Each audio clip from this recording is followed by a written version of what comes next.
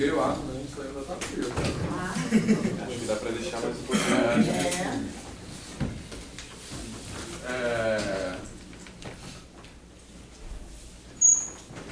Então, pessoal,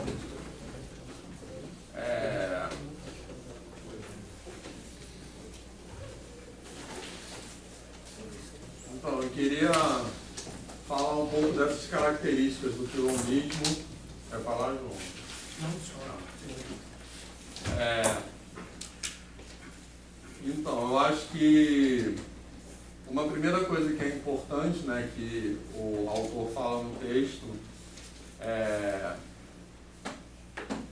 quer dizer, tem até uma parte que fala, uma parte que eu acho importante, bacana, que é assim, que quilombo não quer dizer escravo fugido, né?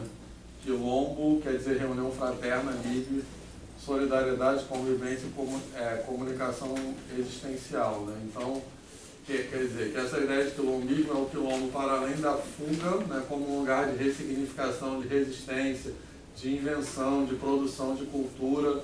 Um aspecto importante também é a coletividade, né, assim, é uma coisa que ele quer fazer as coisas juntos, e uma coisa que ele enfatiza também, que é a coisa do para o bem de todos, né, assim.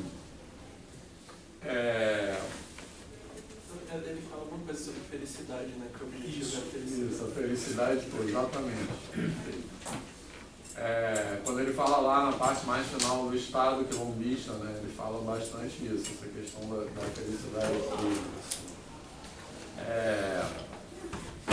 E essa ideia se baseia em algumas coisas que eu acho que são bem importantes, essa reescrita do passado, né, ou seja, essa desmistificação dessa narrativa hegemônica de passado e colocar as pessoas negras como autoras e protagonistas da própria história, né, assim, que é muito quando a gente, que é uma coisa que acho que ele também dá bastante ênfase, né, assim, muito quando a gente vê, até a Lélia Gonçalves também no texto fala um pouco isso, né, a gente vê naquele texto dela que a gente leu, né, até ela começa meio falando isso, aquela historinha que ela fala no começo, não sei se vocês lembram, que é como se fossem brancos falando das pessoas negras, enfim.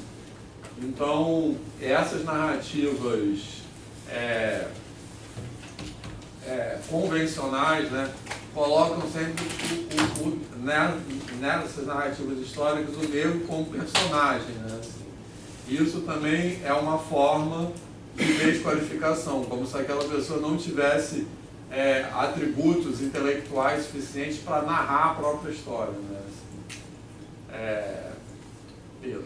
É só um exemplo, na verdade, que eu trouxe alguns jogos né, com a temática preta, e um dos jogos é o Freedom, que é a ideia, um jogo cooperativo, ou seja, todo mundo joga contra o tabuleiro, em que a ideia do jogo é que você é um personagem daquele período histórico que está tentando ajudar os negros a irem do sul dos Estados Unidos para o norte. E o tabuleiro, ele age como se fosse o capataz que vai andando pelos caminhos tentando impedir essa fuga. Só que você é um personagem branco e os personagens pretos são só as pecinhas pretas sem nenhum tipo de nada. São só peças. São só peças no tabuleiro que vão subindo ou andando pelos caminhos. Não faz mais nada, você é só isso. Mostra aí. Você joga pra brincar de Princesa Isabel? Simulador de White Savior. E ele foi criado lançado nos Estados Unidos por uma empresa que é focada em jogos acadêmicos, em jogos para coloniais. Jogos coloniais. Exatamente. Jogos coloniais. E é pesado. A ideia do branco salvador, né? Está trazendo o peso do preconceito. Que é essa? Síndrome de Isabel, né? Essa... Meu traço tóxico é apelidar algumas pessoas de Isabel, gente. Oi? Meu traço tóxico é apelidar algumas pessoas de Isabel. Posso fazer um comentário rapidinho sobre essa questão? Tem até uma parte do texto que eu marquei, né? Que está explicando como aqui, né? Que cada uma dessas organizações do quilombismo, né? Tinha uma organização econômico-social própria mas que fundamentalmente todas elas preencheram uma importante função social para a comunidade negra, desempenhando um papel relevante na sustentação da comunidade africana. Eram genuínos focos de resistência física e cultural. Tem um análogo, né, que a gente pode fazer, estava comentando sobre a questão da sobrevivência da Libras aqui no Brasil. Né? E tem uma autora, que é Strobel, a Karin Strobel, que ela fala sobre essa perspectiva da história cultural. A história cultural é exatamente isso, né? É a ideia de que você, a partir da história, como ela está posta, você coloca como protagonistas as pessoas que sofreram a opressão. Ao invés do opressor, você coloca como protagonista a pessoa que sofreu a opressão. E aí, no caso das comunidades surdas, como eu comentei anteriormente, né, teve essa questão das federações desportivas, né, as associações de surdos, que elas basicamente fizeram o mesmo papel. Só que uma preservação não só da comunidade enquanto cultura, mas também da própria língua. Porque era uma língua que, além daqueles espaços, ela não tinha espaço para existir. Né? Então, por exemplo, as línguas... porque assim, aqui o caso, né, no caso do Quilombo, é uma preservação da língua no território. Né? No caso das comunidades surdas, era uma preservação da língua como um todo, porque a língua só existia aqui no território. Né? Então, foi interessante ver esse paralelo, né? Como diferentes povos oprimidos, né, acabam encontrando soluções similares, né, para lidar com a opressão, para resistir à opressão. Exatamente. E isso, até dentro desse exemplo que o João trouxe, né, eu acho que é importante pensar o quilombo, né, a ideia de quilombo que ele traz como quilombo para além da fuga, né, que é colocar o negro no lugar de protagonismo, né, de narrar a própria questão, superar essa ideia de fuga e também que não é só um espaço físico, né, assim. Então, tipo, a escola de samba como quilombo, né, assim, o outro texto que fala o olhar, de novo, do samba e da música, da canção da Dona Ivone Lara como um movimento de quilombismo, né, assim, então é para além do lugar físico, né. E até também mais no começo do texto, ele fala que aquilo que a gente entende como quilombo, até historicamente, são tantos lugares assim, isolados no meio da floresta e tal, que eram, no tempo ainda da escravidão, né, que eram lugares isolados para dificultar o acesso, enfim, dos colonizadores, dos brancos, etc., como também organizações que poderiam ser no meio da cidade, que eram organizações de resistência. Ele usa a palavra, elas eram toleradas naqueles espaços. Exatamente. Que são os quilombos urbanos, né? Assim. Eu acho que o melhor da definição que ele traz é que deixa bem claro pra gente, né, que a ideia ali é não deixar o opressor definir o que eles vão ser a partir daquele momento. Exatamente. Eles tomarem a posição de que esquece tudo que aconteceu para lá, não esquecendo o fato de, mas não vai nos definir. A partir daqui, a definição é essa, a gente está buscando isso. Tomar o protagonismo da própria, a autoria da própria história, exatamente. O Eduardo Silva ele tem um texto interessante, esse texto que eu trouxe, que ele fala sobre quilombos urbanos. E aí uma coisa que quando a gente fala de quilombos urbanos e quilombos, de maneira geral, a gente pensa que é o da floresta, né? Esse da floresta, às vezes, é uma floresta que é próxima, né? Hoje em dia é próximo. Para a época era muito distante. Porque o centro está aqui da cidade e tal. E esse da Camélia daqui era no Leblon. Imagina, do centro para o Leblon era uma distância. E ele descreve aqui, para as festas que aconteciam no Quilombo e que os nobres iam, né? Porque tem descrito as coisas e tal, os caras falam, tinha que pegar uma condução, aí eles saltavam na condução, depois pegavam um trem, aí depois de pegar o trem, pegava uma charrete e entrava, assim, era um negócio tipo impossível de chegar, difícil, mas que na verdade era próximo, né? Isso aí, para ter essa noção, acho que é legal ler Machado de Assis, quem já leu, porque ele conta do Rio que era isso, né? Assim, era onde é o centro, a cidade onde era o centro. Botafogo já era o limite, assim, já era uma coisa. Então, Copacabana, Leblon eram lugares rurais, né? Assim, tem até o Machado de Assis, que inclusive é um homem negro embranquecido, né? É um homem negro que foi, quer dizer, pelo menos pardo, né? Assim, um homem não branco que é retratado como um homem branco, né? Assim, e Tem uma que o Brás Cubas, que ele fala que eles têm um sítio na Tijuca, né? A Tijuca é um lugar.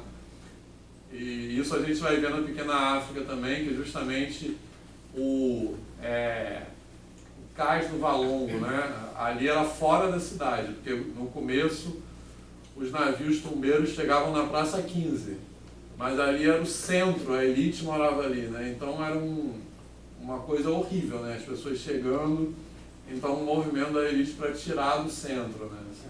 Aqui, ó. Mas, não, rapidinho, os quilombos urbanos, esse exemplo que o Pedro deu, né? Assim, que o Leblon, no caso, já era fora da cidade, mas esse que ele fala do tolerado, né?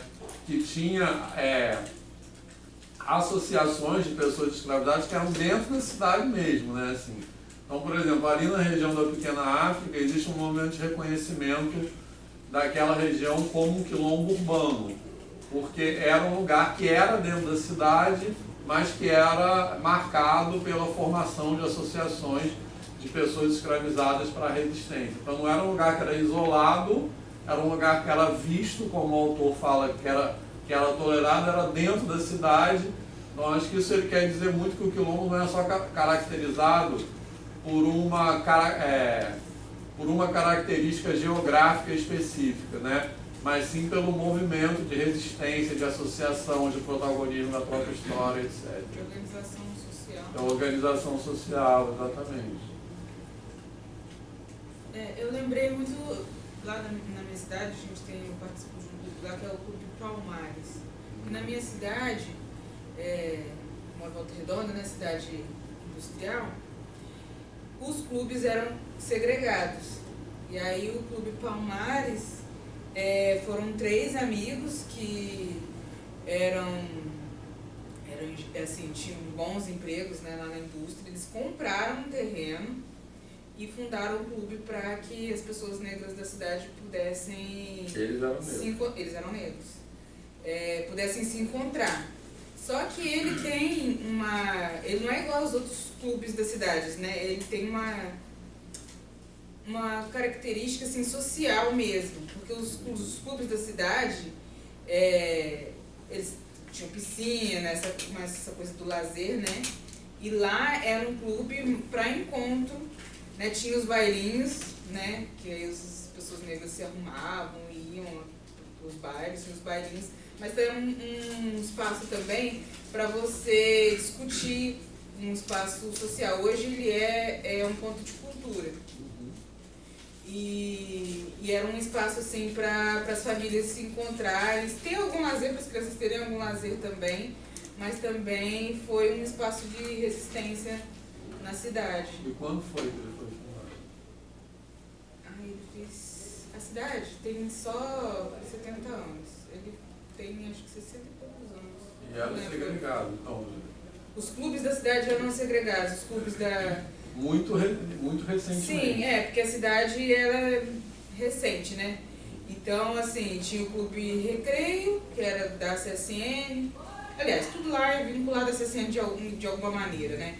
Aí o Náutico, o Comercial, e aí eles tinham bailes, que era comum ter baile na época, tinham bailes, mas os negros não podiam entrar. E aí eles tiveram essa ideia. E hoje, assim, eles têm até impresso lá, né? Eles encadernaram uma lista assim, de processos e pedidos, porque eles compraram um terreno num bairro nobre da cidade. E aí os vizinhos tentam até hoje tirar eles dali. Eles cismam que... Só que o espaço foi comprado. Eles só não conseguiram porque o espaço foi comprado. Porque aí tem moradores que falam que não, reclamam de barulho, falam que eles estão fazendo macumba lá, que não sei o quê. E então, assim, toda vez que tem um evento, tem problema. E assim, os eventos acabam sendo justamente por essa questão da lei do silêncio. E aí eles resistem no bairro até hoje, porque o bairro odeia o povo.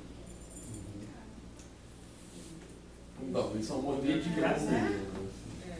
Eles falam, isso podia ser uma praça para as crianças aproveitarem, para se curtir, não sei o quê. Só que não tem como virar uma praça quando foi comprado. No próprio site do clube tem a data de... Vai ser 75. 65. 31 de janeiro de 65. A lei de Quando? assistência funciona no resto 65. das 31 de janeiro de 65. Vocês já viram Pecadores?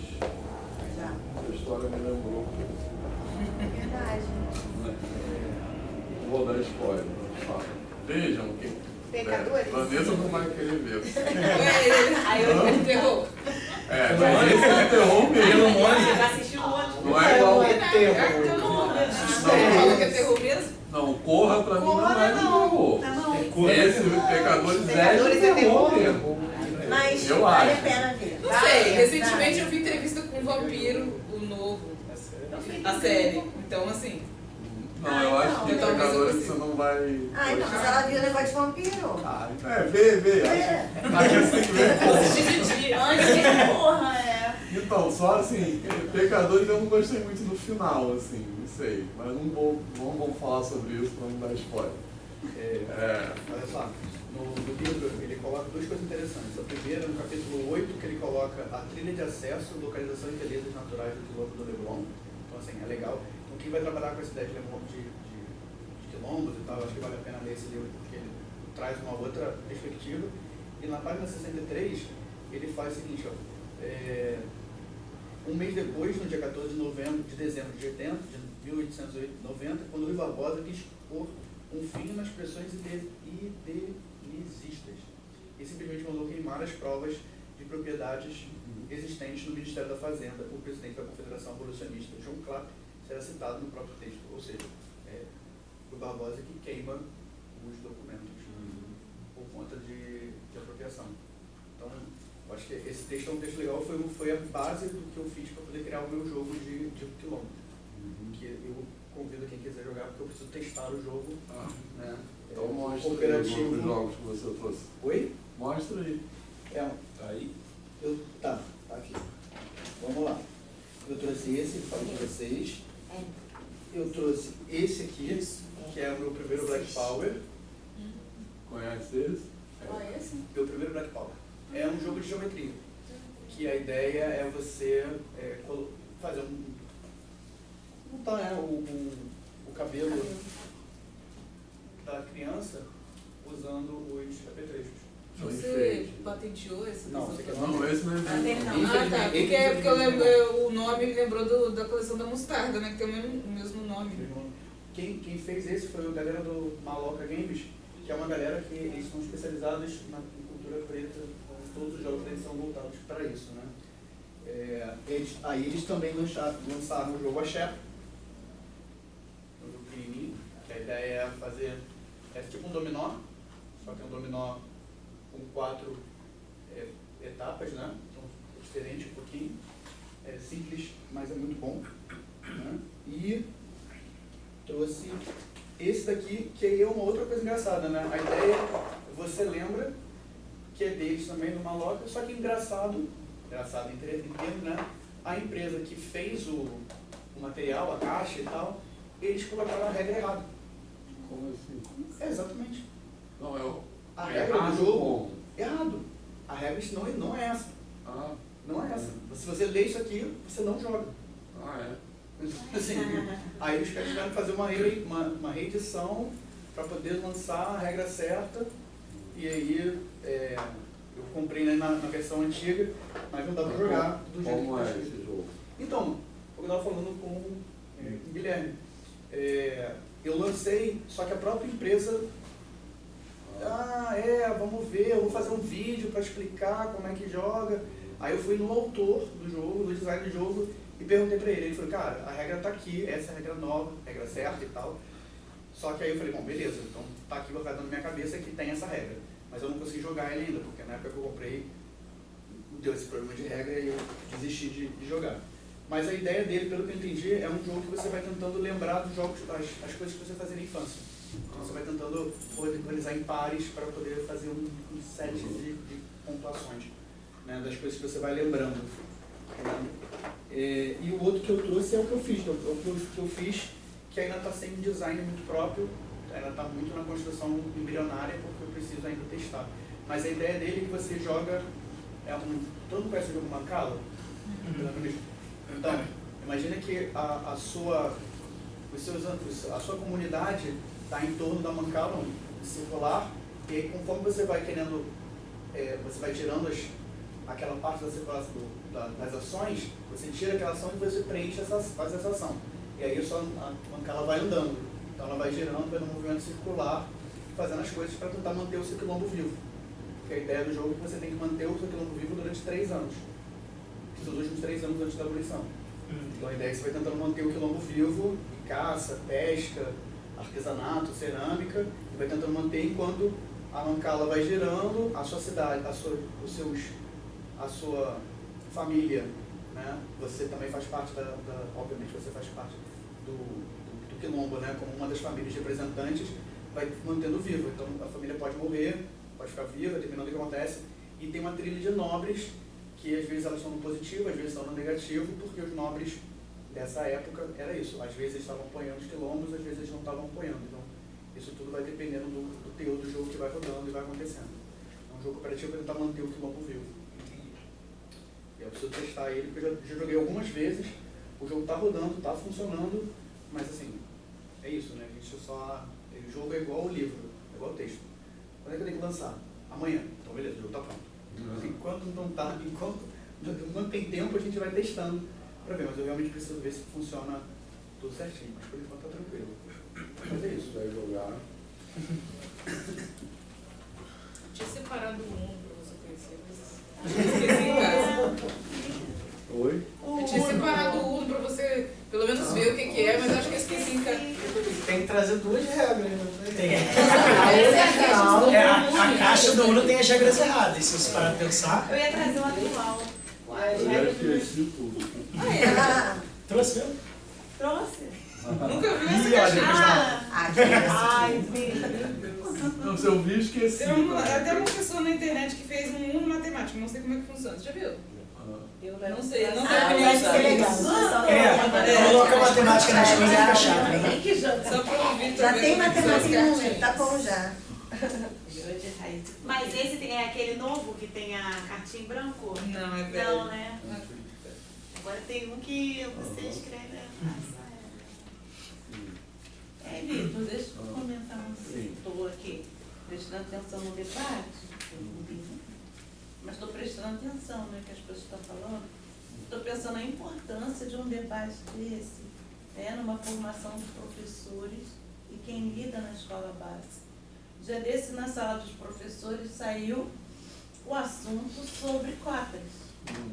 Aí 3 amigas minhas negras, eu sou contra a cota, que não sei o que, mas assim, muito decisiva, com aquela certa raiva. Aí eu, gente, mas o que é isso? Professoras de quê? Uma de matemática, uma de história e a outra de português. História? Gente, de matemática a gente entende, né? Português eu também até entendo também, mas agora história. Aí eu, a gente não precisa isso, o pessoal fica inferiorizando a gente. Falei, gente, vocês só pensam uma coisa. Antes das cotas era muito difícil de entrar numa universidade pública. Eu falei, não precisa muito, a gente passa em Nova Iguaçu, tem um curso melhorzinho que é para formação, que os pais botam para os filhos serem militar, preparatório. Você só vê no outdoor gente branca, às vezes tem um mais pardozinho ou mais negro. Eu falei assim, você chega na nossa sala, eu mesmo tenho sala que só tem um branco. Entendeu? É o contrário, eu falo, gente, de onde está? E agora tem um colégio bem tradicional em Nova Iguaçu, que é católico, que colocou lá uma família de negros fazendo anúncio da escola. E começou a contratar professor gay, professor negro gay. Aí eu, Marcelo, o professor lá da escola, não estou entendendo o que está acontecendo com Liesa. Liesa acho que tem 90 anos. Aí ele falou, não está entendendo não, a madre superior é negra. E quando ela chegou na escola, disse que vai gente de helicóptero, como era na Barra, é para a escola de helicóptero, que é uma escola bem tradicional mesmo. Aí disse, chegaram, eu quero falar com a madre superior. Aí ela, pode falar, eu quero falar com a madre, não é com a faxineira. Aí ela falou, vocês vão ver só. Aí começou a mudar né, o perfil da escola começar a aceitar professor, que disse que nem para limpeza servia pessoas limpas. Então, aí a gente, nesse debate, falei, gente, mas por que? Olha só, o Wilson aceita tudo isso, mas isso quer dizer que a gente é incapaz. A gente não precisa disso. Aí eu falei, mas Cláudia, Wilson, meu professor da universidade me contou a verdade. Depois que ele contou a verdade, para com isso de racismo. Aí eu falei, qual a verdade que ele contou?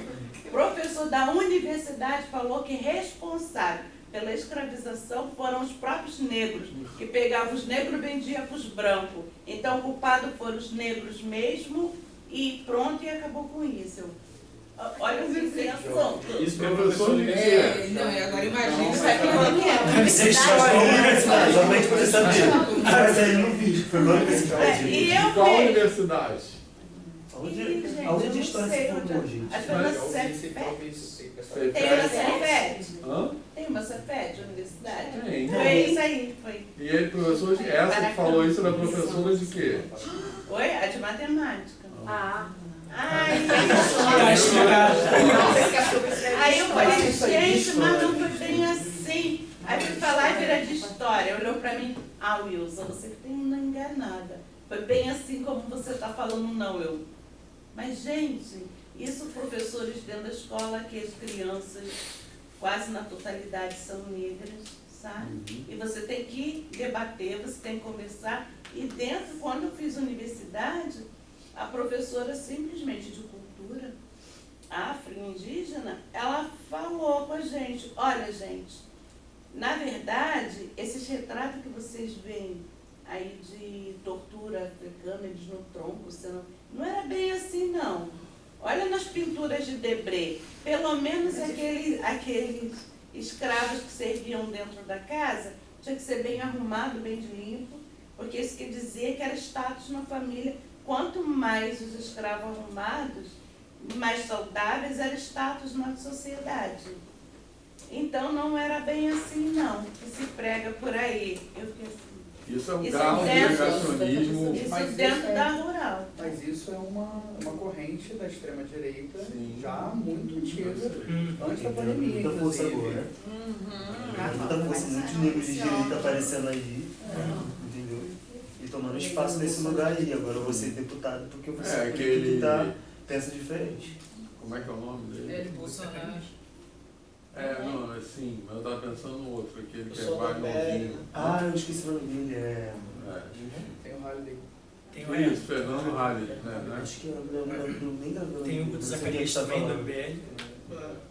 Então eu acho assim, importante mesmo, né?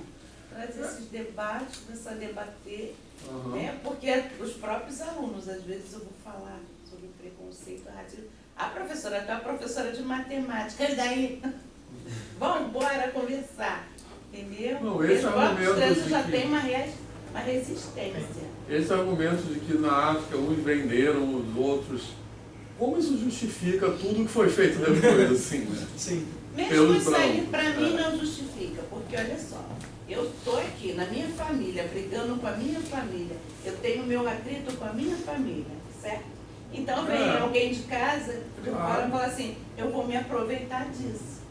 Eles, na inocência, não sabem nem o que eu vou fazer depois. Eu vou lá me aproveitar. Então, o branco tão inocente foi se aproveitou de uma situação que não pertencia a ele. O que acontece às vezes é o Exatamente. seguinte, é que uma tribo lutava contra outra tribo. E aí, pode ser, né, que a tribo que ganhou conseguiu alguns escravos porque fazia parte daquele ecossistema aí. É parte da cultura. Exatamente. E aí, o que eu estou extrapolando aqui, estou imaginando beleza, aí chegaram os europeus e pegaram esses escravos e levaram para lá. Ou seja, tipo, sabe? Eu te dou isso aqui, qualquer coisa, e me dá esses aí, Ainda assim, escravos, que eu vou levar eles, né? Assim, às vezes até tem os argumentos de que já houve outras formas de escravidão, que não sei, que quando havia guerra entre os povos, os vencedores escravizavam os vencidos, mas não houve nada na história da humanidade, nem de perto comparado com a escravidão, tanto na estratégia como na duração do tempo, quanto no número de pessoas, quanto no efeito que isso provocou naquelas culturas, na devastação que isso provocou na África, de uma cultura sair de um lugar e ir para outro só com o intuito de sequestrar as pessoas, levar para um lugar estranho durante 4 séculos e com um número enorme de pessoas. Então, todos esses argumentos são argumentos, no fundo, negacionistas, né? Assim, que eles negam a evidência para defender uma conclusão que é dada a priori, né? Algo que eles querem, por diversos motivos, defender. Então, eles filtram os argumentos, né? Eles só evidenciam os argumentos que são a favor daquilo, né? Assim, isso que caracteriza o negacionismo. E a importância da narrativa, né? É.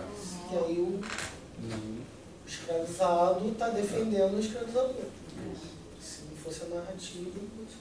Eu acho bem preocupante porque, né, esses temas vêm sido debatendo há muito tempo. Então a gente fala assim, então já está bem melhor, avançamos muito. Aí você chega sendo dentro de uma sala de professores, você escuta uma coisa... Mas é porque o avanço não é homogêneo, tem avanços e Eu estava retrocessos. conversando com um professor de história lá na escola, no serviço, né? E comentando com ele, a gente vai ter, né, uma aula na Rica na África. E eu, caramba, Kátia, que top, que ótimo, tal. Aí ele, você vai amar, tal. E aí ele disse que teve uma experiência quando ele trabalhava no Degase. E aí ele foi acompanhando um grupo, né, de alunos. E aí o professor fez aquele tour, né, porque na África, e foi contando, tal, as histórias e tal. E aí disse que ele, no final, né, da aula, ele falou assim, o professor estava também como professor de história, mas só acompanhando, né? E aí o professor falou assim para aquele grupo, né, para os meninos, vocês perceberam que vocês estão hoje no lugar que os ancestrais de vocês estiveram lá? Disse que eles ficaram assim, não. Aí ele falou, Kátia, o tempo que eu trabalhei lá, eu nunca vi aqueles meninos emocionados como aquele dia naquela aula de campo. Que eles sentiram, refletiram e viram realmente que eles, infelizmente, fazem parte de uma estatística que eles estão inseridos exatamente onde querem que eles estejam. Disse que foi uma aula, assim, uma coisa bem assim. Queria até aproveitar esse gancho para chamar a atenção numa coisa que o autor fala no texto, que eu acho que é bem importante, que é os negros como presos políticos, né? Quer dizer, as pessoas negras, ele se refere a isso, quando ele fala as pessoas negras encarceradas como presos políticos, ele não está se referindo aos presos políticos da ditadura, ele está se referindo a uma política, eles são presos políticos porque tem uma política de encarceramento, né? Assim, que quem, por exemplo, quando tem episódios de tráfico de drogas ou de qualquer outra, quem é preso são as pessoas negras, né? Assim, é muito mais difícil uma pessoa branca ser presa, né? Então, nesse sentido que são presos políticos. Isso é uma pauta importante. A Angela Davis também defende muito o fim do encarceramento, né? Então, é um pouco isso, é um novo navio negreiro, né? É a atualização do navio negreiro. Assim. Isso é um ponto, não sei se vocês perceberam isso no texto, que ele fala disso. Mas só voltando também ao comentário da Wilza, eu acho que é importante, esse episódio mostra, importante eles ter, assim, segurança dos argumentos para defender a política de cotas, né? Assim, porque esse argumento contra a política de cotas, como se, assim, nós não precisamos disso, é como se partisse do pressuposto que o sistema atual de seleção de pessoas para ocupar, digamos, para entrar na universidade, mas não só para entrar na universidade, os sistemas, diferentes sistemas que selecionam as pessoas para entrar, para estar em determinadas posições sociais, é como se eles fossem justos. Né? Porque esse argumento, nós não precisamos disso, é um argumento que reforça a meritocracia.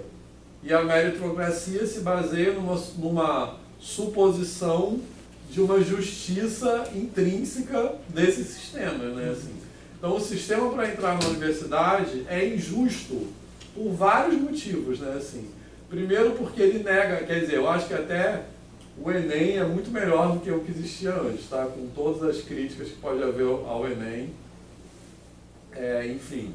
Mas seja qual for o sistema, né, um sistema que só se baseia no resultado de uma prova, só se baseia no resultado, que não tenha nenhum outro componente, como é o sistema de cotas, né? Porque o que o sistema de cotas faz? Ele estabelece que não é só o resultado da prova que vai determinar quem está e quem não está na universidade, né? Assim, se for só o resultado da prova, esse é um sistema que ignora, seria um sistema que ignora todas as outras questões, aspectos sociais que interferem no resultado da prova. Seria como assumir que o resultado de uma prova, seja o Enem, seja o vestibular, seja qualquer coisa, fosse determinado só pelas supostas capacidades intelectuais e cognitivas do sujeito, certo? Então, dizer que a gente não precisa disso é assumir que o sistema, como é justo. E as cotas dizem que o sistema não é justo. E não é justo assim localmente e não é justo historicamente.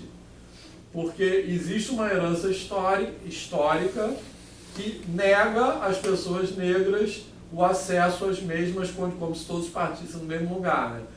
Nega às pessoas negras o acesso às mesmas condições para entrar na universidade. Assim.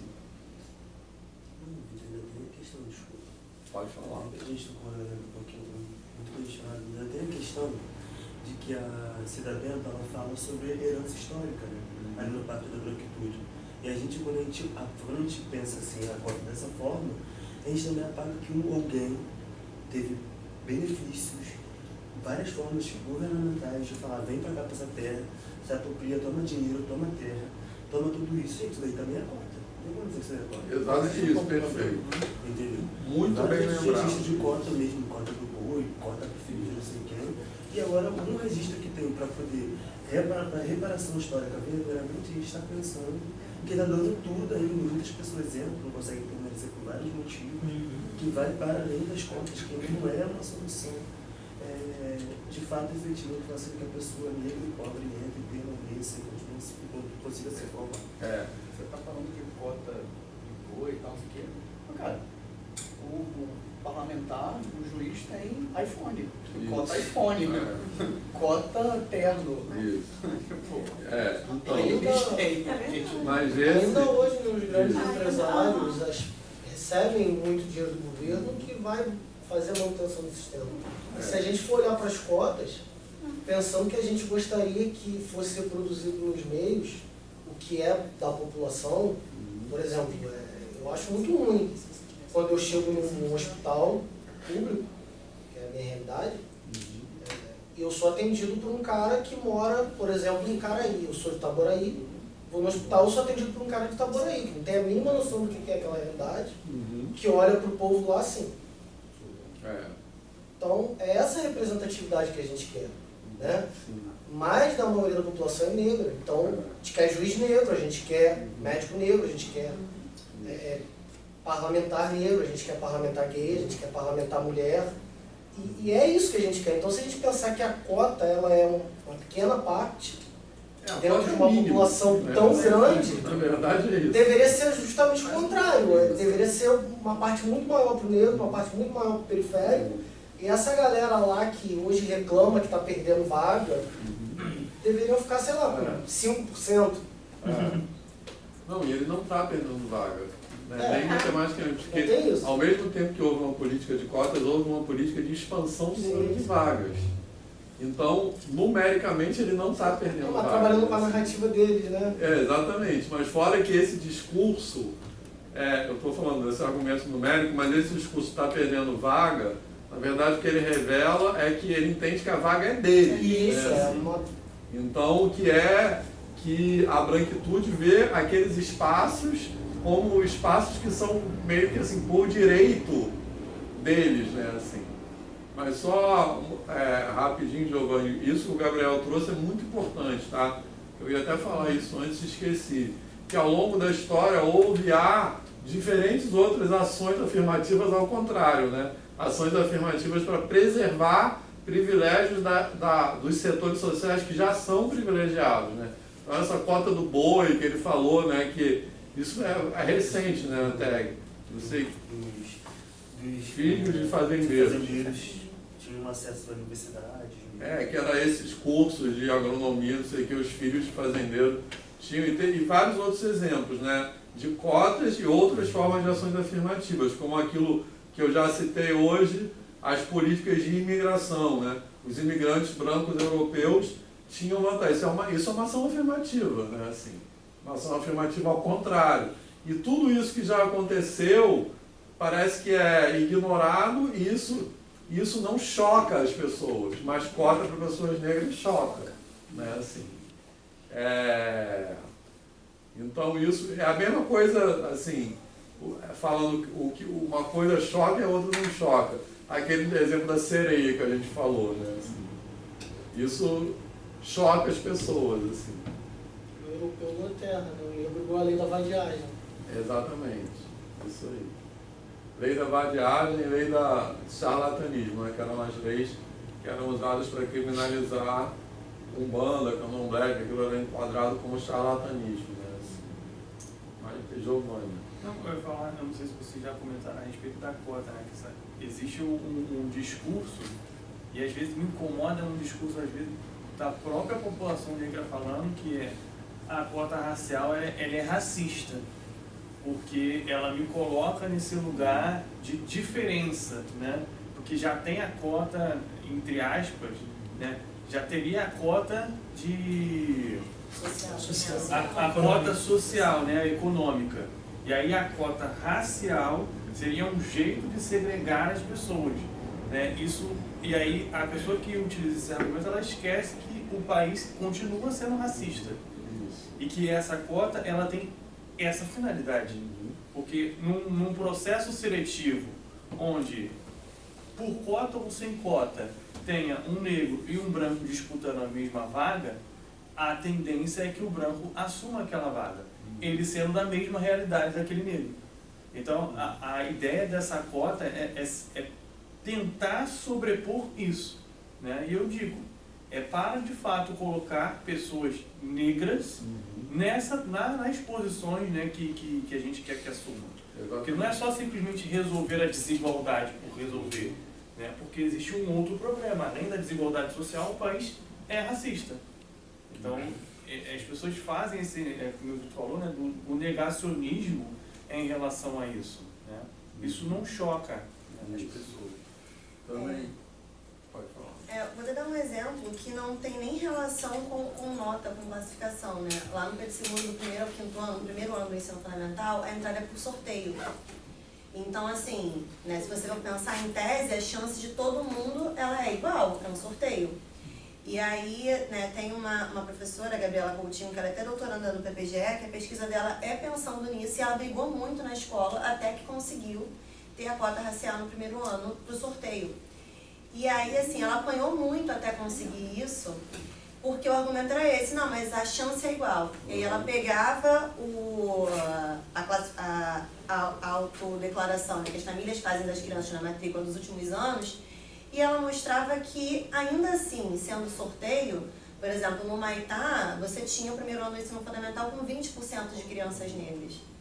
Porque, então, se a gente for pensar que é um sorteio, só que era um sorteio que, quando ela olhava também nos dados de inscritos no sorteio, eram majoritariamente pessoas brancas inscritas.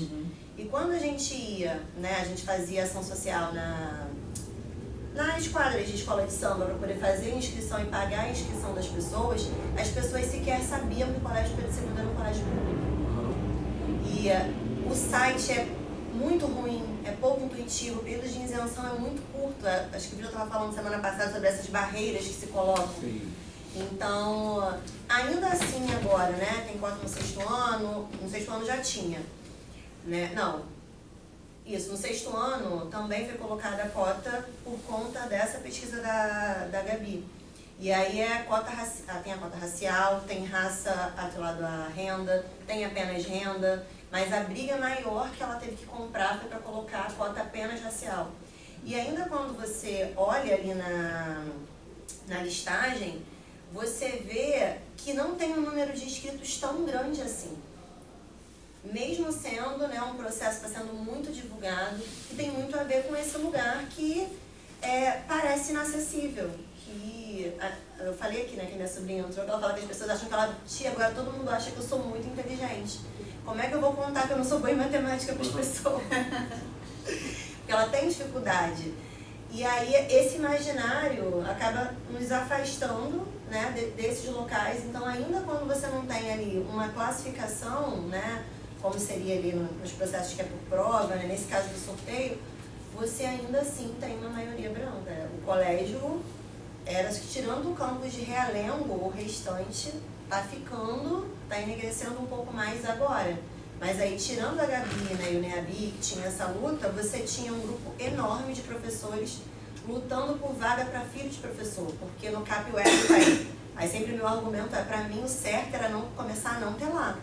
Não era a gente passar a ter aqui. Então, mas teve até a moça que trabalhava como cuidadora da minha mãe, uma vez eu falei para ela escrever o neto dela no sorteio pelo segundo, ela achava que ela não podia. Aí não, como assim? Aí ela nem explicava direito, tipo, acho que acha que não é pra mim, assim. Então, até isso, quer dizer, para dizer como o sorteio não é suficiente, né? Porque às vezes as pessoas nem se inscrevem, assim, porque o racismo opera no campo subjetivo, né? Então, essa coisa de achar que aquele espaço não é para ela, assim, que é só para outras pessoas, para gente fina, enfim. E às vezes até eu escutava de pais de criança de 6 anos. Ah, mas meu filho não é muito inteligente, mas é uma escola. Ele vai estudar lá, vai aprender. Aí a gente forçava uma barra e conseguia fazer a inscrição e pagar. E essa é a potência da cota. É dizer, essa vaga é para vocês. É uma afirmação. É para que vocês estejam lá. Então, só... Peraí, Fábio, rapidinho. Repetindo uma coisa que eu já falei aqui. Por que eu acho que no edital do PEMAS tem que ter cota? Quer dizer, esse é um motivo. E não tem que ter prova de inglês. Porque são mensagens que a gente passa para quem é essa vaga. Então, eu acho que tem que ter afirmado lá que tem cota racial. Só o fato de estar escrito lá para as pessoas verem já é um motivo. E eu acho que não tem que ter prova de inglês. Porque prova de inglês é uma maneira de dizer, essa vaga não é para você. Peraí que o Fábio não está muito bom. Isso que a Erika falou, uma coisa que a gente lá em casa discute muito, eu e minha esposa, né, ela também é daqui, né? Que essa questão da propaganda e do que ocorre, né, pelos meios, principalmente televisivos. Gente, eu dou aula majoritariamente, eu só dou aula em colégio público, ela a carreira inteira majoritariamente em colégio público.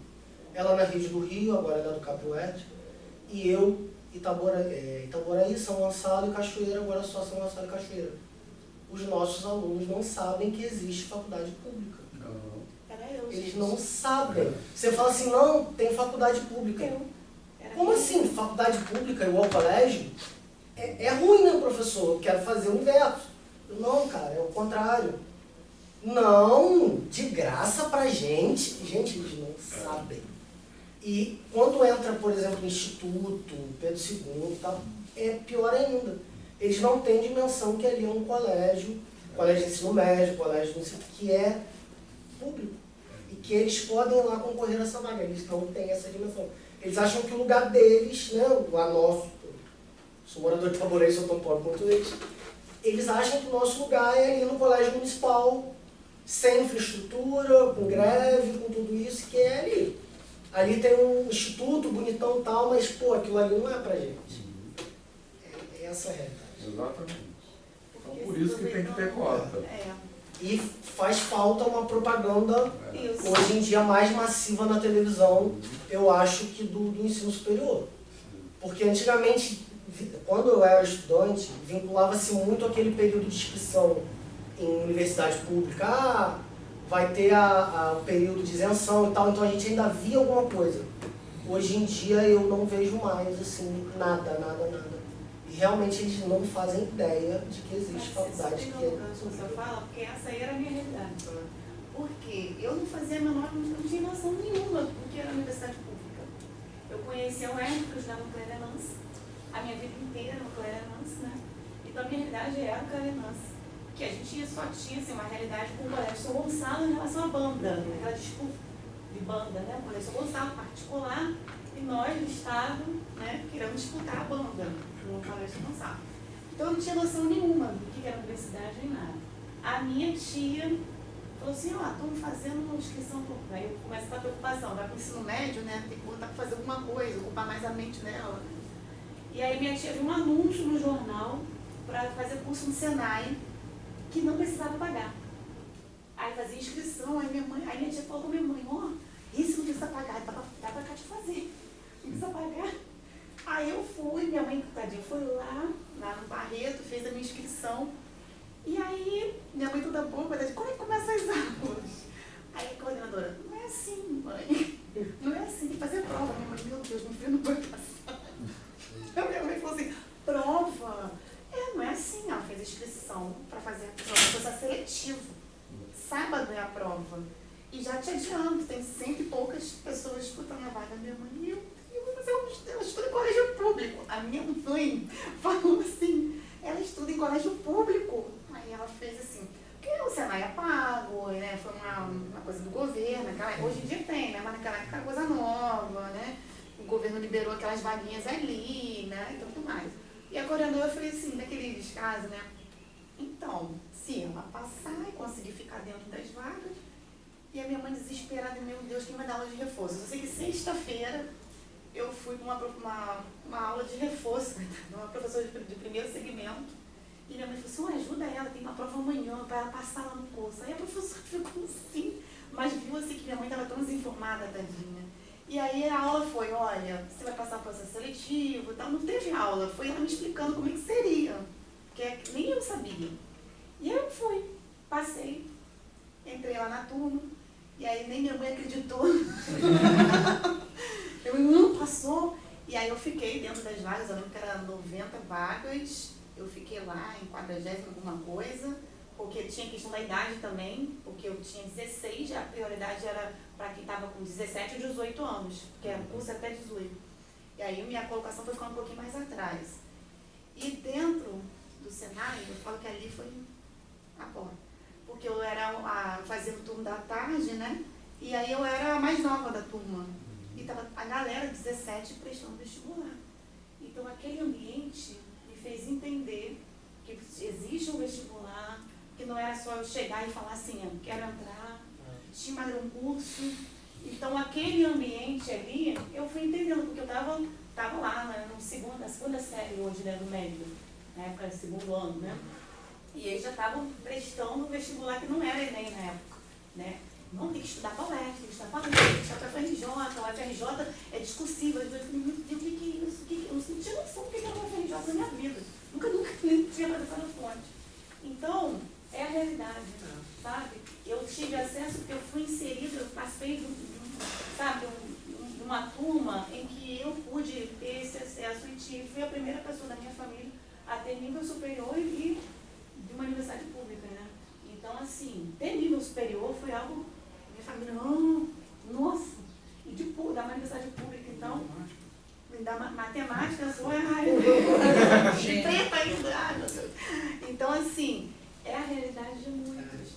Você estava falando ali do acesso, no final do ano passado eu estava conversando com uma mãe que mora no Vila Ipiranga, numa comunidade lá em Niterói. Ela tem 2 meninos, e um deles já foi meu aluno, né? E aí eu falei, oi Michele, tudo bem? Encontrei com ela, olha só, o Samuel vai pro médio, não vai? Eu lembro quando ele foi meu aluno, tá?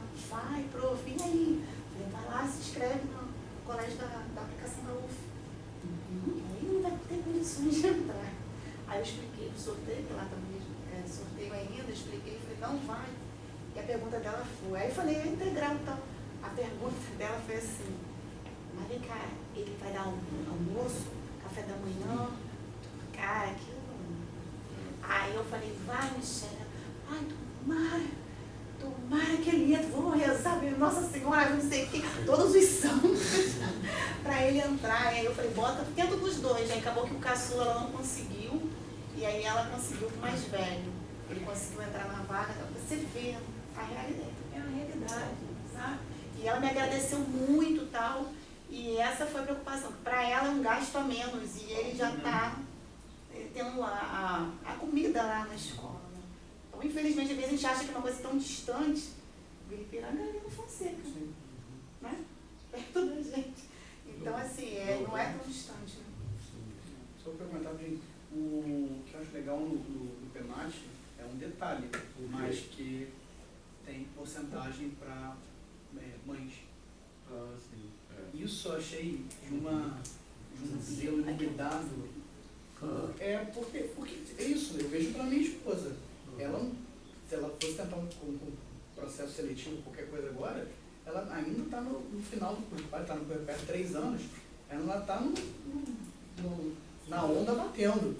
E aí esse cuidado de reservar umas vagas, de pensar no assunto, eu achei muito legal. O que eu ia falar, uma outra coisa das cotas, eu estava conversando com outro professor de educação física. E ele estuda a questão das cotas no futebol também, essas coisas assim. E aí ele estava falando que a cota, às vezes, não é nem para a pessoa, é para a família da pessoa. Você falou que você é a primeira, né? Eu também sou o primeiro. E aí ele falou uma coisa que é interessante. Nós somos os primeiros da nossa família. Ou seja, os nossos filhos vão ter pais que têm ensino superior. Exatamente. Os filhos dos nossos filhos terão referência de faculdade. Então, a cota em si, ela é um pensamento que projeta, né? É para que aquelas famílias rompam com um certo ciclo de não estarem nesses lugares. Mais justiça individual para aquela pessoa. Exatamente. Dentro do conceito de quilombismo que o Abdias traz, dentro do conceito de ancestralidade, que a Bárbara traz, mas que eu acho que ela pega de outra pessoa, que a ancestralidade não é só o que está no passado, mas que a gente projeta para o futuro, né? A gente, enfim. Isso. Ele fala até um negócio de família estendida aqui, que é até um nome que eu não lembro qual é, que é baseado no conceito africano também, um nome diferente lá, que eu não sei. Mas é isso, é para criar representatividade, né, também. Essa ideia de ancestralidade, né, é uma ideia que é muito presente nas sabedorias de matriz africana, que é a circularidade do tempo. Depois a gente vai ler Nego Bispo, mais pra frente, que ele fala muito sobre isso também. Ele fala muito dessa ideia de circularidade, né, assim, então que na forma eurocêntrica de ver, o Nego Bispo fala muito da circularidade em oposição à linearidade, né?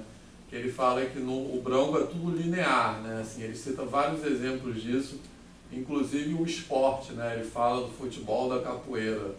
Ele fala como na dança, a capoeira, tudo circular, e tem essa ideia de circularidade do tempo, que não separa o passado do presente, né? Assim, e o Abdias fala um pouco isso também, né?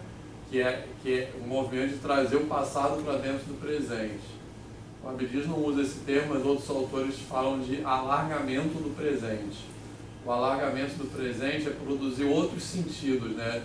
Outros entendimentos do presente, quando a gente traz o passado para dentro do presente, né? Assim, então que esse presente que está aqui, ele tem um passado presente nele, né? Assim, então isso dá outras narrativas, outros entendimentos para o presente. Quando a gente tem um passado que é desconectado do presente, a gente tem uma narrativa única de presente, né? Assim, então essa é uma forma muito importante também de pensar, e depois a gente vai falar bastante disso com o Nego Bispo.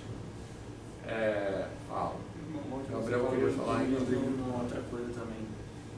Eu acho que esse movimento de comunidade é muito característico de resistências, né? Tem duas referências aqui. Uma é do BK, não sei se vocês conhecem quem é BK. Não. É um rapper, ele tem uma música que ele diz que eu sou a continuação de um sonho da minha mãe, do meu pai e todos que vieram antes de mim. Né? Então, quem não está numa luta, numa coisa de resistência, quem não enfrenta um racismo, quem não enfrenta um patriarcado, quem não enfrenta um movimento de opressão, não entende isso. Porque a ideia dessa linearidade é eu vivi, outras pessoas vão viver, ponto. Mas quando a gente pega a minha avó, o meu avô, eles viveram para que os meus pais pudessem viver, minha mãe se lascou o que ela tinha que se lascar para eu poder estudar, e agora eu vou estudar e vou continuar essa perspectiva. Então, a minha família, ela não é só eu, ela não sou só meus pais, não sou só, ela é tudo. E aí tem uma outra quer dizer, essa ideia de singularidade é porque a ancestralidade, ela está em você. Exatamente. É exatamente isso. Não são pessoas, meu avô que está lá no passado, ela te constitui. E aí tem uma outra história que é um vídeo que circulava no Instagram sobre essa coisa do machismo, né? Que uma menina pergunta para a avó dela: avó, você foi feliz com o meu avô? Aí ela fala assim, fala um monte de coisa e tal, né? Aí ela pergunta assim: hoje você pode ser feliz com o seu marido?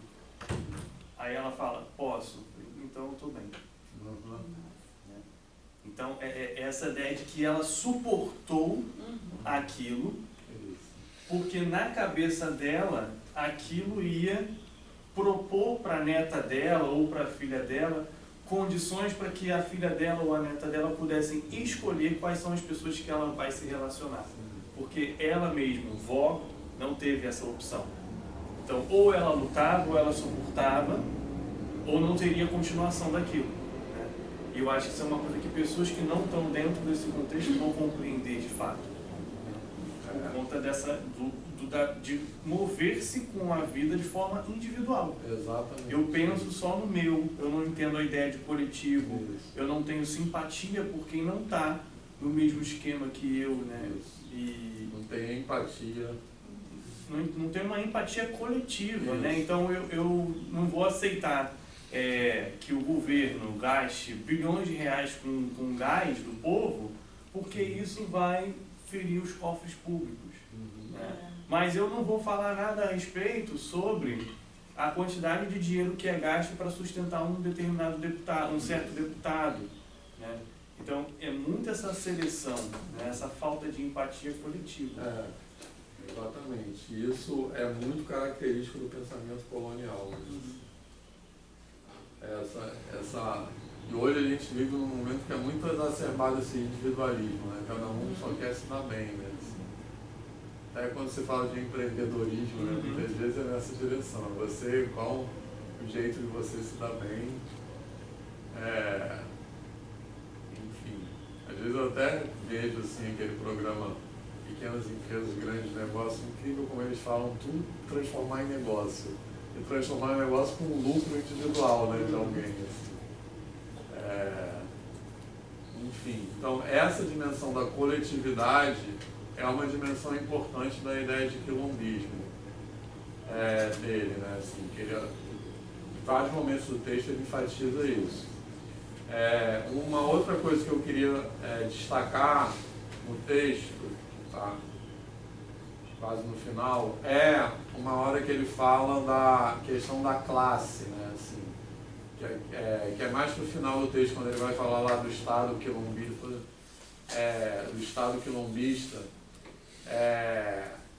que ele fala que muitas vezes se quer falar de classe para dar conta da pauta das pessoas negras, né? Assim, então isso é uma discussão que até hoje rola, né? Assim, então essa discussão é assim, não é que a classe não seja importante, porque isso também tem tudo a ver com o que vocês estavam falando de cota, porque quem foi que falou? Que a Érica falou, você também falou, né? Que tem uma defesa que só tem que ter cota social, né? Assim. Então essa é exatamente a discussão entre a categoria classe e a categoria raça, não é? Ou gênero, né? Ou LGBT, outras categorias. Não é que a categoria classe não seja importante, mas existe uma visão de que as pautas das pessoas negras, ou das pessoas LGBT, ou mulheres, etc., sejam um caso particular do debate sobre classe. Não é. Né? A pauta sobre classe é importante, mas ela não dá conta da pauta das pessoas negras. Né? Tem uma hora que ele fala isso. E aí eu me lembro, com isso não quer dizer, de novo, que o Giovanni falou dessa empatia coletiva. Não quer dizer que você não tem que que você não vá se preocupar também com essas outras pautas, mas que elas são pautas em si, né? São pautas que cada uma tem suas questões próprias, você não pode reduzir tudo numa categoria só, né? E até eu me lembrei até de Bell Hooks, né, que ela fala isso, que não adianta você ser antirracista e ser machista, né? Não adianta você se engajar num movimento e esquecer os outros, assim. Mas isso também não quer dizer que todos os movimentos possam ser reduzidos numa única coisa, né? Porque senão vira aquela coisa de todas as vidas importam, sabe? Que quando essa galera fala... Vidas brancas importam. Vidas brancas importam. Consciência humana. Consciência humana, exatamente. Isso aí. Todo mundo é humano. Então... Oi. Eu também. Frase de efeito, gente, me mata, cara. Frase de efeito, coxa, nossa. As pessoas falam isso com uma arrogância, né? Enfim. Não só arrogância, mas com o sentimento de poder falar aquilo, sabe? Exatamente. Eu fico de cara com a Vontade, né?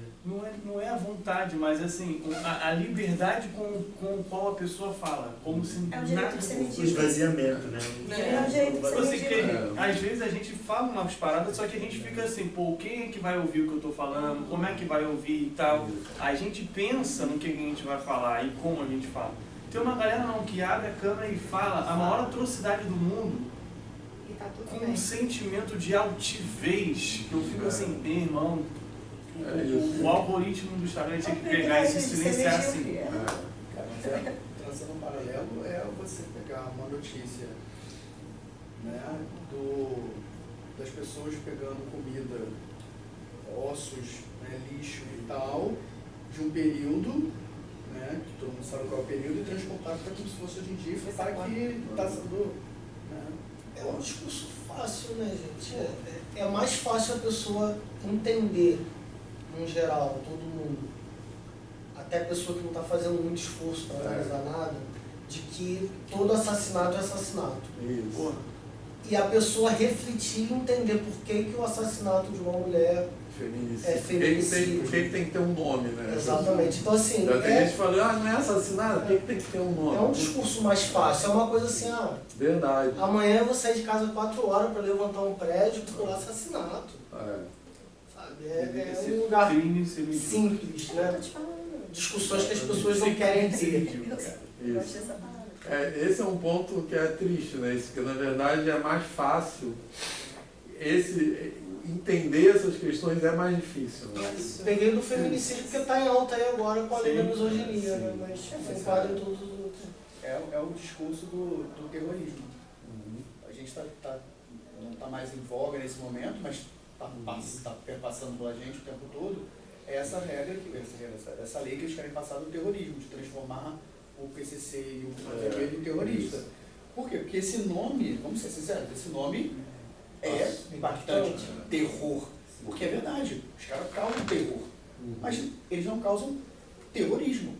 Terrorismo, a essência da palavra é outra coisa. Não é o que eles estão querendo dizer. Mas é buscar licença para matar, né? Exatamente. Eu posso matar o Pra terrorista. subir Não que eu não naquele mate espaço o ali. terrorista, mas aí... Exatamente, mas isso vai abrir toda aquela margem para, por exemplo, você chegar para os Estados Unidos e falar assim, você pode invadir. Por quê? Porque na legislação americana está lá. Eu posso lutar contra o terror. Eu posso lutar contra o terrorismo. E é isso que os Estados Unidos usam, né? Exatamente. A desculpa... Isso, e traçando um paralelo, é muito fácil categorizar só o Comando Vermelho, PCC e outros, e a milícia. Que, sejamos honestos, o Rio de Janeiro hoje eu acho que é mais complicado do que os outros. Uma coisa que eu fiquei pensando quando estava lendo o texto do Abdias, fiquei pensando assim, acho que esse apagamento, né, dos escritos dele tem um motivo. Porque se for pensando na manutenção, né, das relações de poder, é um texto muito perigoso para quem quer, né, essa manutenção. Eu fico pensando o quanto que, né, ele fala do quilombismo como uma comunhão fraterna e tudo mais, o como que a gente tem, às vezes, muitas vezes espaços, né? A Vanessa comentou lá desse clube, né? Lá, o como que esses espaços de aquilombamento que a gente tem, eles geram incômodos. Então vai ser um incômodo por causa do barulho, porque deve estar tendo macumba, ou porque aquele argumento de, mas isso aí causa mais racismo. Né? Você está fazendo ali um clube só para negros.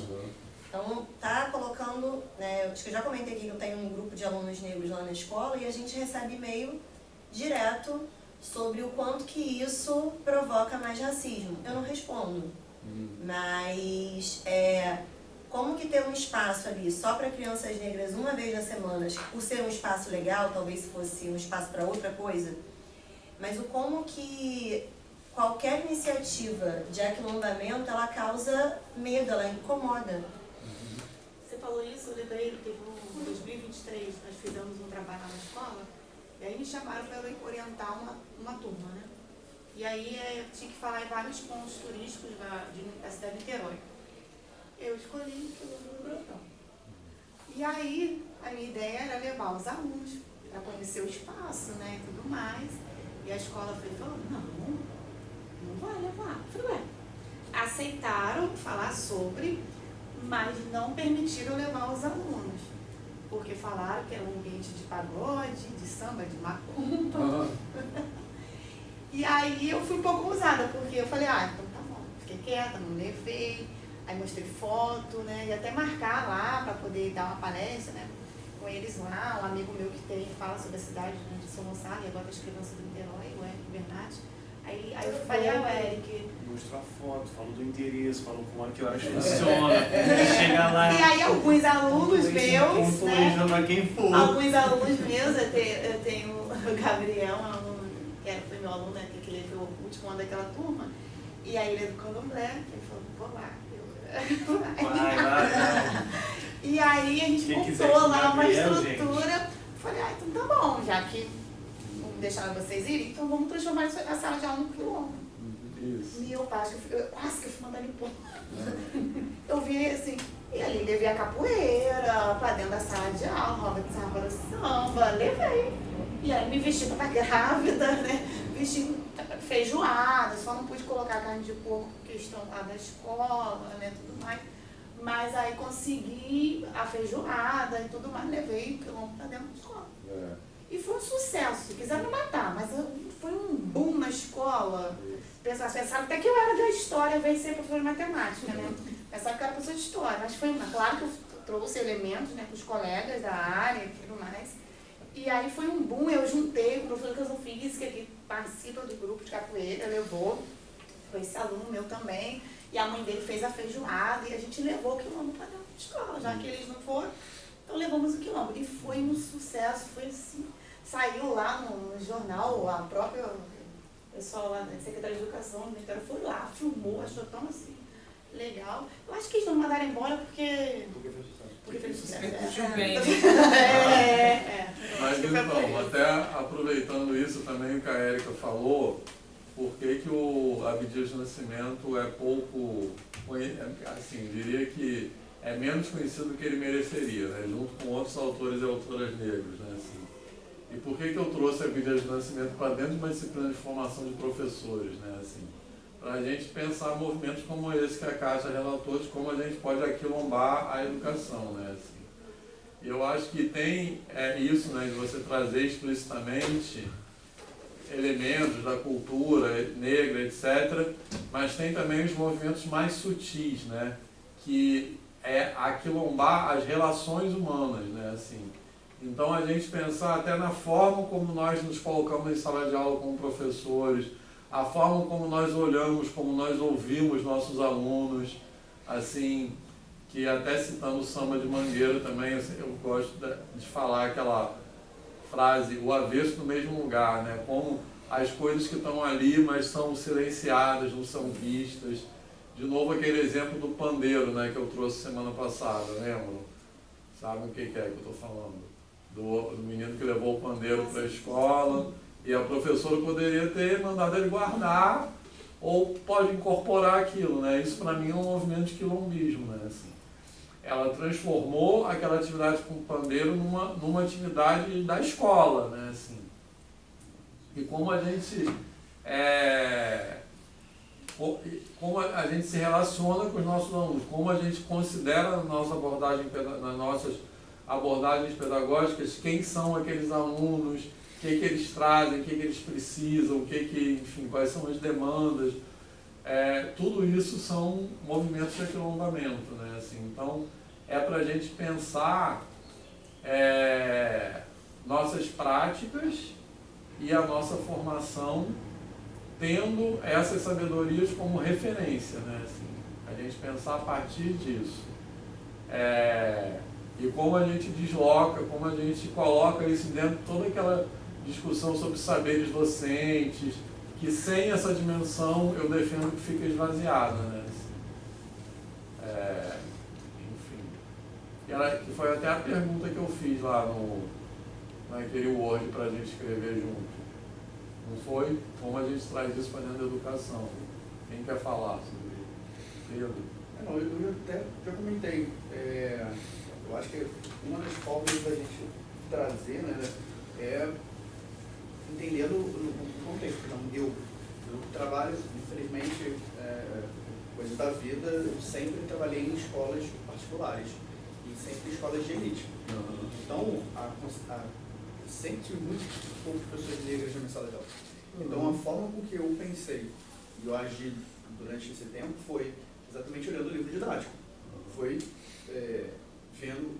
analisando o livro didático e analisando os dados do IBGE. Então, eu acho que você trazer essa realidade, mostrando para quem trabalha em escola particular, acho que é isso. Mostrar, o livro didático de vocês não está afetando o IBGE. Inclusive, a sala de aula de vocês não afeta o IBGE. Por que será? E é trazer esse tipo de discussão, né, para a sala de aula. Eu acho que funcionou bem nos momentos que eu utilizei. E a outra forma que eu tinha pensado foi em relação aos adíncras, que pouca gente conhece o que pouca gente sabe os seus significados, e para a gente, né, da matemática, fazendo um trabalho contextualizado com geometria, com artes, nossa, casa muito bem. Né? Então acho que são potências muito grandes. Dentro das aulas de jogos, por exemplo, eu peço para eles criarem as peças de tabuleiro deles, os personagens deles são os adíncras. Então, eu boto no quadro quais são os adíncras possíveis, as crianças escolhem quais são, então elas desenham e elas sabem quais são os significados. Então, quero desenhar o meu personagem, o personagem então vai ser aquele adíncra, a representação dele, né? Ao invés de ser um bonequinho, é um adíncra. Eu acho que funciona bem. Aliás, por falar em adíncras, que eu lembrei, o outro vídeo que eu botei o link lá, não sei se vocês viram, para a série Sankofa. Isso eu assisti. Assistiu a série? Assisti o primeiro episódio, que eu tô vendo com meu namorado, ele tem que esperar a folga dele para ver o segundo agora. Então, eu botei o link lá só do primeiro episódio, tá? Mas eu descobri, nem sabia que tem todos no YouTube. Mas não tinha, pouco tempo que tem. O que mais me chamou a atenção foi quando ele falou que entrou em contato com empresas especializadas para ele poder fazer, né, a viagem, a pesquisa que ele ia fazer lá no continente africano. E aí quando ele falou os destinos que ele ia para a empresa, que a empresa falou, não, a gente dá conta de tudo, a África é com a gente. Só tinha, a empresa na verdade fazia só as rotas turísticas. Tinham países que ninguém nem sabia como ele iria transitar lá. Isso, exatamente. Então essa série, Sankofa, é uma série que são dois caras assim. Um deles é professor da UERJ de arte e o outro cara é um músico, né, assim.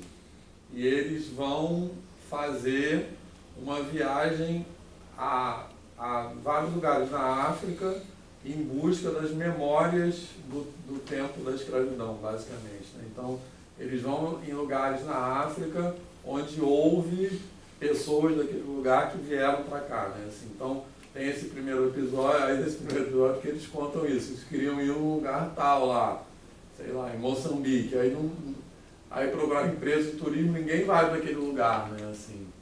Só vai para aquele lugar que é tipo Parque Nacional na Tanzânia, né, para fazer safari, África do Sul. África do Sul, exatamente.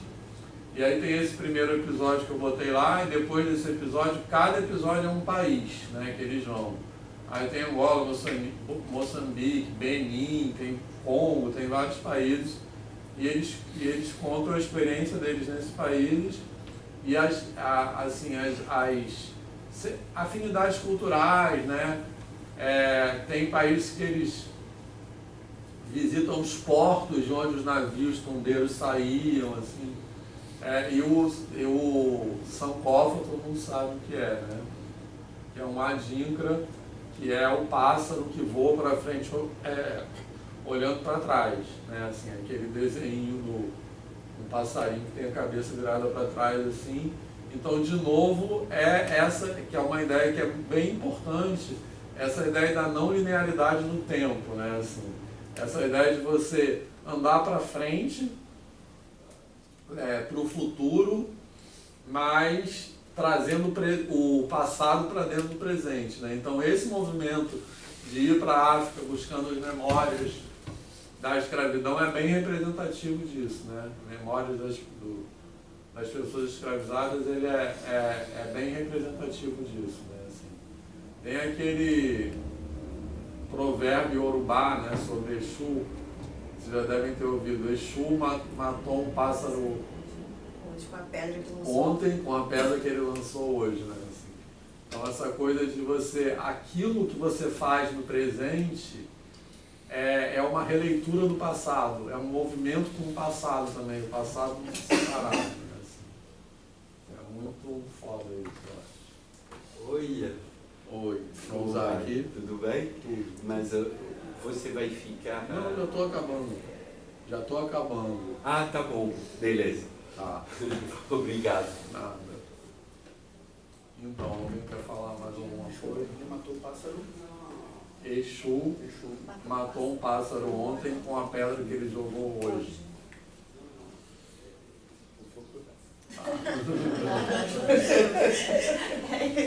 Tem até estampa de camisa. Vai ser A primeira vez frase inicial do texto dele. Vou iniciar com essa. E também virou samba enredo. Também caiu em samba enredo, esse ano. Ah, foi qual escola? É de São Paulo. Tem um que foi sobre Camisa Exu. verde e branco falou de Exu. Em São No meio Paulo. do samba tava isso. Ontem caiu uma pedra lá fora que Exu só vai jogar agora. Isso. Então, tudo isso é outra forma de ver o tempo, né? Assim, o sankofa, a dica sankofa. Enfim, mas é isso. A gente tem que sair agora. No grupo a foto da gente. Mas esse documentário é bem maneiro. Eu assisti, estou assistindo agora, né? Então é isso, pessoal. Semana que vem, todo mundo sabe, não tem aula, né? Porque a UFRJ suspendeu, voltou a semana inteira como não tendo aula. E na outra semana a gente vai falar sobre matemática problematizada.